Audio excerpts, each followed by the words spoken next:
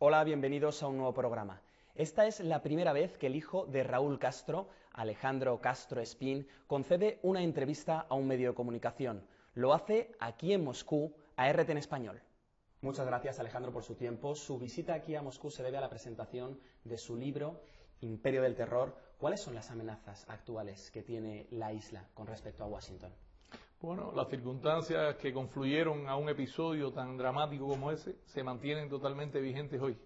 Entiendo que podría suceder algo similar en breve tiempo porque no han cambiado los hechos, los fenómenos y los aspectos que propiciaron un momento de tanta gravedad, de crisis mundial que implicó, vamos a decir, la continuidad de la humanidad como especie. ¿No ha cambiado para nada? Las esencias se mantienen. ¿En qué sentido? Los actores son los mismos. Las proyecciones de los actores, los que llevaron en su momento a generar un episodio como ese, continúan latentes. O sea, sigue la hegemonía o la proyección hegemónica de la potencia mundial preponderante. Entonces no cambia que sea elegido un presidente u otro, sea Obama o Romney. La situación en cuanto a la política exterior, ¿usted cree que es la misma? En esencia, la diferencia entre estos dos partidos políticos que mencionaste, que son los que prevalecen en el sistema político americano, son mínimas, incluyendo en el área de política exterior. O sea, aunque como norma se proyectan hacia afuera con consenso bipartidista en las decisiones que adoptan, en la práctica responden a los mismos intereses de los que deciden desde detrás, ¿no? De los que no necesariamente de la decisión de un hombre, sino de un sistema, de un establishment, el estamento de personas que en definitiva tienen el poder real en esa nación, que son la clase política, la clase empresarial, los que tienen realmente capacidad de decisión a partir de su poder económico. Pero ¿cuáles son las verdaderas amenazas que hay a día de hoy, puntualmente? Bueno, podrás imaginar que hoy en la zona del Medio Oriente y centro de Asia hay conflictos bélicos en una etapa no conclusa. Siguen la presencia de acciones militares, la injerencia de fuerzas bélicas, armamento, y aparte de eso persiste todavía la intención de sacar beneficio de la ocupación de esos territorios. La razón obvia es que la presencia en estos lugares está asociada al interés por acceder a recursos estratégicos que están agotando en el planeta. No es un secreto para nadie de que cada una de estas acciones tiene un trasfondo económico. ¿Usted cree que no ha habido un movimiento popular en Libia, en Túnez, en Egipto, en Siria, donde había gente que quería mayor libertad, mayores derechos como ciudadanos? Yo pienso que sí, y los comparto además. O sea, la razón y lo que a veces un poco uno rechaza de este tipo de conducta es que en estos lugares existían realmente problemas acumulados sociales, que son los que en una etapa inicial generaron los disturbios y los problemas, pero que fueron alimentados desde fuera. Pero aparte hay que ver las razones de estos disturbios, hay que ver las razones de esta indisposición social ante los problemas que estaban afrontando.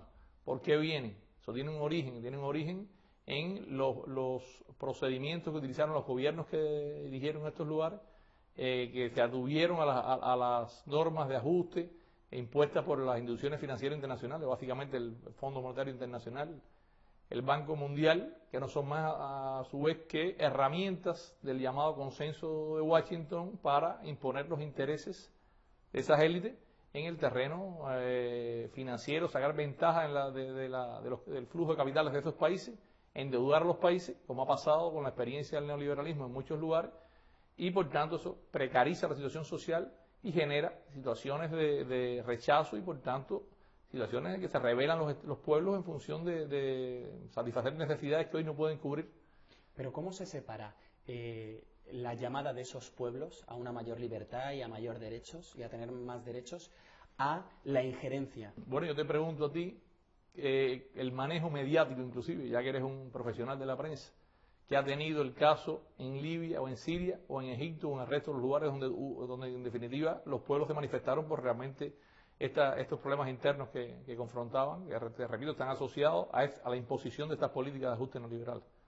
Ahora, lo que duele de eso es que los que pretenden sacarle ventaja a esa situación hayan utilizado eso para deponer a gobiernos legalmente, o sea, institucionalmente establecidos, con el apoyo popular, con las garantías en estos estados de derecho, y que sin embargo han sido satanizados por la prensa en función de poder hostilizarlo y poder justificar acciones de agresión, con los fines que estaba diciendo hasta el principio.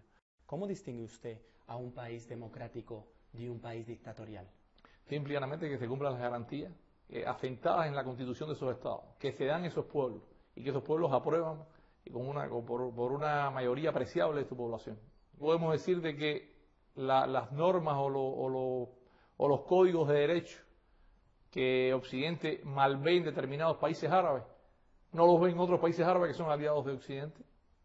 Lo que no quita también de que la distancia entre ese pueblo que forma esas leyes, en realidad hay muchos pueblos que no escriben y forman parte de ese proceso, que al final las decisiones vienen totalmente de arriba. Y usted lo dice, hay algunos que están bien vistos y hay otros que están mal vistos. Igual pasa desde el enfoque, desde que se vea, ¿no? Sí, te digo, por ejemplo, algo que estamos viendo todos los días, y como lo decía en la intervención anterior, no lo estamos viendo en las capitales suramericanas o africanas, lo estamos viendo en las capitales de los países europeos y los países centrales, llamados países centrales. Entonces, ese movimiento de ciudadanos indignados, ¿a qué responde? Las mismas causas que estamos viendo en esos países del norte de África y Medio Oriente son las mismas que están llevando a esas personas a sublevarse, a desconocer a los gobiernos que los representan aparentemente. Es lo que está pasando en estos países centrales. Y sin embargo, entonces el manejo, inclusive de la prensa, a veces no es acertado. Y a veces se maneja entonces esta vamos a decir, avalancha de ciudadanos indignados como personas que están tratando de desconocer el orden, y entonces la tendencia es a reprimirlo. Y estamos viendo realmente imágenes que impresionan por la respuesta policial en muchos de estos lugares que siempre se han jactado son regímenes democráticos, que reconocen la libertad de expresión, que reconocen la libre determinación de los pueblos, y sin embargo desconocen la actuación de esas personas que han hecho causa común por problemas que son de todos, por problemas elementales asociados al empleo, asociados a la situación social, a la precariedad del trabajo. Pero Alejandro, la visión y la fotografía que usted da en el imperio del terror, y lo que usted me cuenta ahora, es que estamos en la misma situación, y muchos líderes, por ejemplo de Latinoamérica, hablan de que estamos más en un mundo multipolar. ¿Usted no ve que hay ese cambio a un mundo más multipolar? Este mundo multipolar que aspiramos todavía falta bastante en que sea realidad. A ver, está más en aspiración que en hechos. ¿En qué sentido? Sigue todavía prevaleciendo la actuación y los intereses de un grupo de países y naciones, y más que países y naciones, de gobiernos, de élites de poder, que imponen su designio por encima de los intereses de la comunidad internacional. Analizando los gobiernos y las posturas de los diferentes gobiernos en el mundo, uno ve que la palabra terrorismo se utiliza de una manera muy diferente. ¿Qué análisis hace usted sobre esa palabra terror y terrorismo que está en el título de su libro? Bueno, en esto hay un doble rasero a la hora de apreciar el fenómeno, en dependencia de quiénes son los que lo estén evaluando. Si es Occidente, tiene unos raseros, y si son otros países, o sea, que se ven acechados, que se ven cuestionados, que se ven presionados sobre el tema, entonces tienen otras posiciones. Nosotros, la posición de Cuba sobre el tema del terrorismo está bien clara, está expresada directamente en Naciones Unidas, y se ha dicho que Cuba está en contra del terrorismo en todas sus formas y manifestaciones.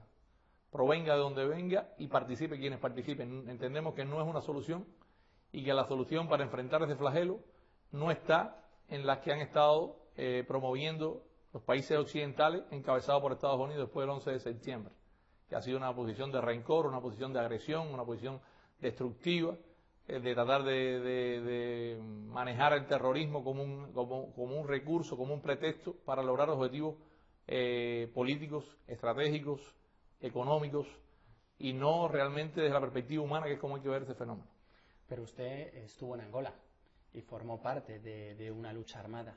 ¿Lo volvería a hacer, o quizá dice no, a lo mejor lo pensaría dos veces? No, yo lo volvería a hacer, porque las causas por las que Cuba estuvo en Angola es una causa totalmente límpida. Fue una razón solidaria la que movió a los internacionalistas cubanos a Angola para intentar evitar lo que varios países y varias potencias detrás estaban haciendo, que era escindir Angola, destruir Angola, desarticular Angola, por intereses de las mismas razones económicos y políticos. ¿Cree que la lucha armada es un anacronismo en la región latinoamericana?